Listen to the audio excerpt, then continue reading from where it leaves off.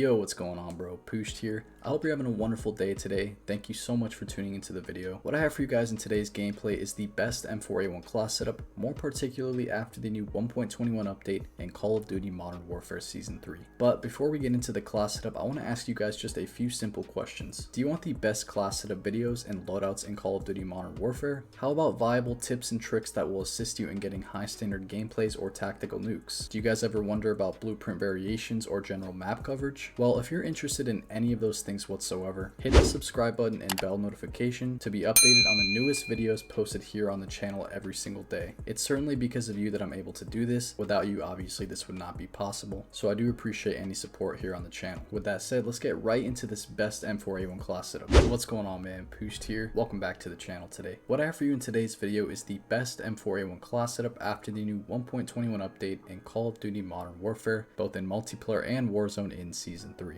Now, before we get into the class setup itself, what I do want is to run over the perks and accolades that I was running within this class setup that definitely did help me in being successful in today's gameplay. With that said, I was running Scavenger, Ghost, and Tracker, running the Claymore as well as the Stim Shot attachment. Scavenger obviously allowing me to replenish ammo on the go, Ghost allowing me to stay off the radar and stay off the compass as well, and Tracker lastly will allow me to see enemies' footsteps from about a 10 to 12 feet distance range, making it very easy to spot enemies or campers in general. Moving on to the Claymore, this is simply a protective tool allowing me to be notified when there is an enemy close by, and the Stim lastly allowing me to replenish my health very quickly and effectively in tough situations. Moving on to the class setup itself, guys, what I'm running is Monolithic Suppressor, FSS 14.5 Tactical Barrel, Sleight of Hand, 60 round mags, and Commando foregrip. Getting briefly into each attachment, the Monolithic Suppressor is going to allow us to increase sound suppression and damage range. The 14.5 Tac Light Barrel is simply going to allow us to increase our aim down sight speed at the expense of bullet velocity. The Sleight of Hand perk is not only going to allow you to reload quicker, but increase bullet velocity slightly. The 60 round mags obviously is for that high ammo capacity, giving you the potential to kill multiple enemies. And last but not least, we have the Commando foregrip, giving us that advantage in the stabilization category, allowing us to take incoming damage with little to no reduction or variation in our aim down sight. So overall, guys, this is an incredible M4A1 class setup. I would definitely recommend using it. I do drop a tactical nuke in today's gameplay, going on nearly a 40 kill streak, guys. So with that said, if you do enjoy the video at any point today, definitely consider hitting that subscribe button. Make sure to turn on post notifications so you don't miss a best class setup video or tactical nuke gameplay. And if you do have time, definitely leave a big like on this video, as it really does help the channel out with engagement. After you're done watching this video, feel free to check out any of my other best class setup videos and tactical nuke gameplays here on the channel. I'll leave a link to the playlist here at the bottom of the description, so definitely consider checking those out. Have a wonderful rest of your day, guys, and I'll see you in another video.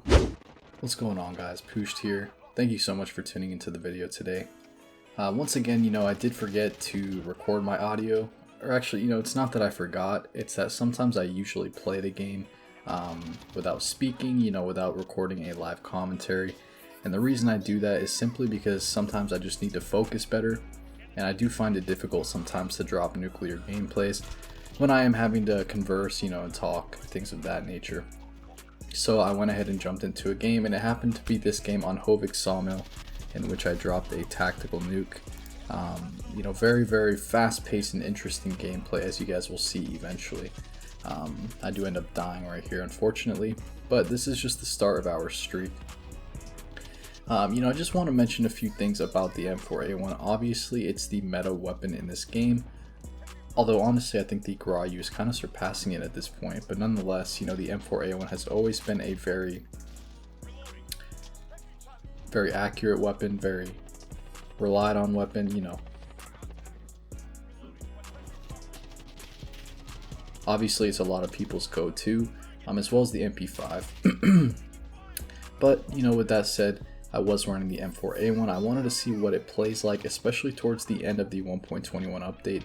And honestly, I don't notice too much of a difference. It's actually quite powerful still, very, very low recoil. And honestly, it's a blast to play with. I absolutely love it. So as I mentioned in the class setup, I'm running Monolithic Suppressor, the Tac Barrel, Sleight of Hand, 60 round mags, and Commando foregrip. Although I don't think I'm running the 60 round mags in this gameplay, to be honest. But I would definitely recommend running it. So as far as my strategy on this map and in this gameplay in general, I really do like to push the, I think that's the A flag, yeah, the A flag, get into this little building right here. You know, honestly just set myself up for success. I like to be on this rooftop here, and especially when I get the UAVs and the advanced UAVs and I call those in, I really do like to kind of patrol this area.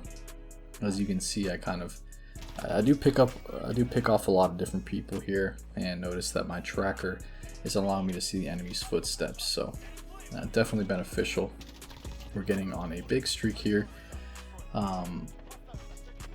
You know, honestly, I do love this map. It is very versatile. It reminds me more of a 3-lane map, and that's what I really do enjoy playing. I know how to maneuver the map well. I know where the enemies are going to be spawning at all times, generally speaking, and you know, I always know where my teammates are as well.